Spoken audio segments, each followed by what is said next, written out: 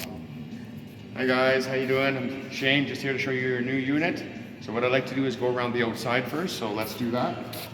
Ooh. This guy's the vent for the battery. Now you'll notice that the battery is inside with good access inside the cabinet, but it has to be vented to the exterior.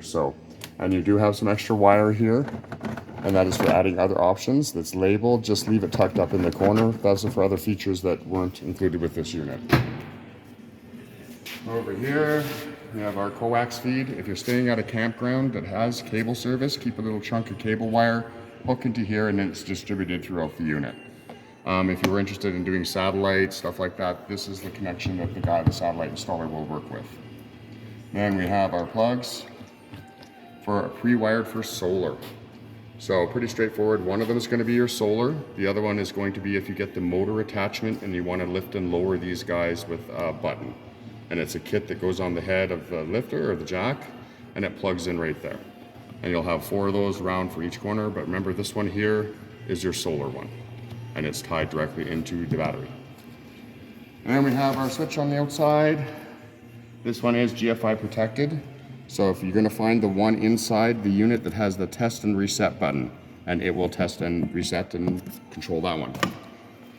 And we go around here. And we've got a 20-pound propane tank. So the strap, make sure she's strapped in, and this guy is just off and on. So turn that bad boy on, turn that bad boy off. Now, DOT says that when you turn it on, you don't have to turn it all the way to the very, very top. Just in case there ever is a fire, the firemen need to be able to go in and half a turn to close your tank to be on the safe. So when you do open it, just open it a half a turn. Makes it a lot easier. You're not restricting the flow in any way. So I'm going to shut it off now, just going here. And this is your fridge vent. So just be aware, there's nothing really in there that you guys should be playing with.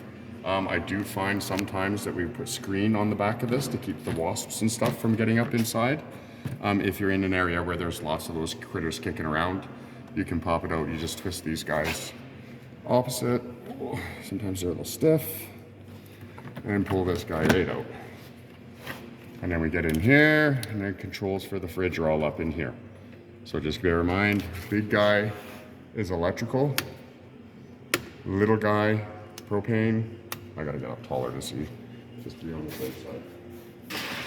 I'll steal your phone.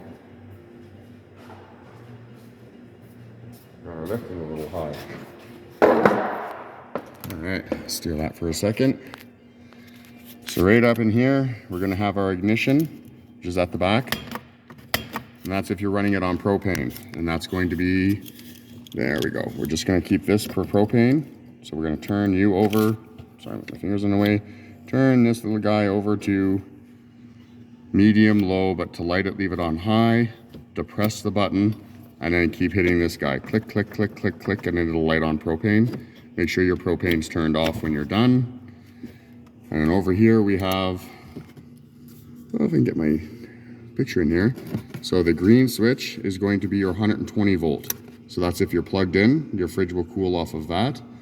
The little red switch beside it is your 12 volt. So when we have that one on, your fridge is going to cool off 12 volts. Don't forget the red one on, because that will kill your battery. But when you're going down the road, it's a good idea to have that on, because it keeps your fridge running while you're going down the road in transport, because it's charging off of the truck. So keep that in mind. When in doubt, guys, YouTube it. It's a 3-way switch or a 3-way fridge, and you'll be laughing. There should be no problems with it. We'll move on down there. That's probably going to be the most confusing part, but if you have any questions, let us know. Furnace, you don't have to get in there and light anything. You just flip a switch on the inside, boom, furnace lights up. Don't put lawn chairs or anything over top of this. It is the furnace exhaust. So it will melt a nice little hole in chairs and stuff. Just be aware of it. Outside shower, when we open this up, there'll be a wand, hot and cold taps, good for spraying off kids, dogs, whatnot, but that's your outside shower. Shoreline's right here. So we'll plug in, and then we will plug into wherever we're staying. City water connection. This is if you want to energize the water system off a garden hose, not carry water with you. So you hook it in there, turn your hose on, and it distributes water throughout everything. Water heater, taps, all that stuff. So keep that in mind. There's also a pressure regulator for that. Did they get a starter kit? They should get it. Yeah, it's in your starter kit. And it's a little brass fitting that fits on here, and you thread the hose onto that. Keeps everything at 40 psi. Nothing's ever going to pop off. And then our water heater, pretty straightforward. It's an on-demand. So the only thing we need to really worry about is the off-on switch here. So if you go inside and the panel inside doesn't light up for some reason, come out and turn this switch on, which is on now. But anyway, just so you know, there's the switch there. We relieve our pressure right here. We pull that down, and then some water's going to come out of there if it is pressured up. You don't need to really worry about winterizing these guys. Just winterize it normally, because all it is these little copper lines. You can see the water flows through these copper lines, and this pot gets super hot in there. So as they go around that hot pot, they get heated on their way out to the tap. So there's no onboard tank that you need to worry about freezing. Just make sure that there's no water in it when it's time to winterize it, and blow the lines out, introduce antifreeze, and you'll be laughing. All right. Close you up. Again, we have the pre-wire for the motors. You got one there and one there, and they are to hook up the motors to the remote if you wanted to do it that style. We had talked on the phone about these bumpers. So you can remove them. I advise you keeping them on, just because when you're backing the truck in, you're not going to damage the tin, you're going to hit the bumper instead of actually bottoming out the tin. Again, another plug. And now we go inside.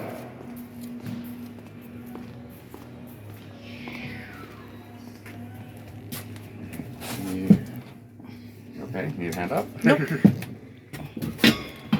So really nothing to worry about with the fridge when we get inside. Pop that guy open. Your keys and a whole bunch of terribly dry reading are all in the fridge.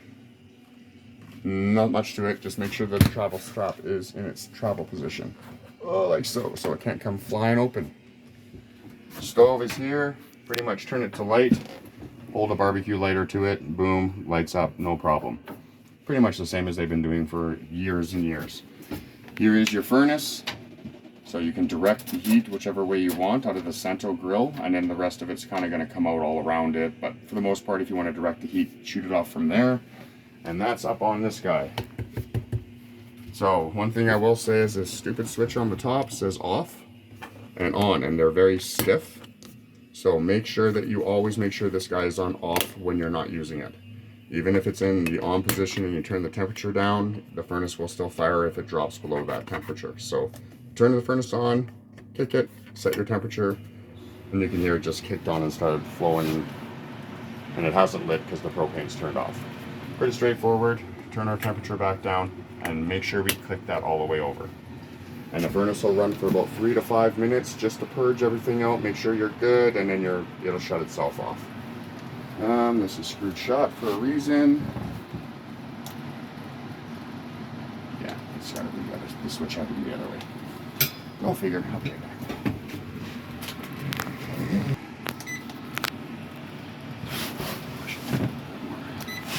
There we go. So all you're going to do with this guy is it's just going to adjust your temperature coming out of the tap. So whatever temperature you want, you feel comfortable. I believe it locks out at 51 degrees. Usually keep it around 40, and then leave her be. And as you turn the pump on, you'll see a little wheel in here start turning, and it'll light the hot water heater, heat the water to that temperature. As soon as you turn the tap off, the little wheelie stops, and it will heat to 40 degrees whenever you turn the tap on. Basically how it works, and you can switch it between Fahrenheit and Celsius. And then adjust your temperature down. Just be aware if when you hit this and this little red light isn't on, it means the switch on the outside is turned off, that one on the actual unit. So it's on now, you're ready to go. All you have to do is start running some water through it and turn that guy on, and you're golden. Not much more to it than that. And there's the other pre-wire for that coax that I showed you on the outside. And just want to make sure they hit a little switch in here, right up underneath here, water pump, so I can hear it kind of kick on briefly. There's no water in the system, but your water pump switch is right here off and on.